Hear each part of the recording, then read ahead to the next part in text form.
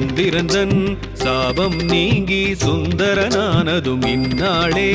சந்திரன் விரும்பும் தானியம் அரிசி அன்னாபிஷேகம் அதனாலே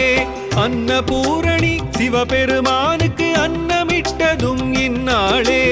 அன்னபூரணி சிவபெருமானுக்கு அன்னமிட்டதும் இந்நாளே அபிஷேகங்கள் விரும்பும் சிவனார் அடியவர்க்கெல்லாம் பொன்னாளே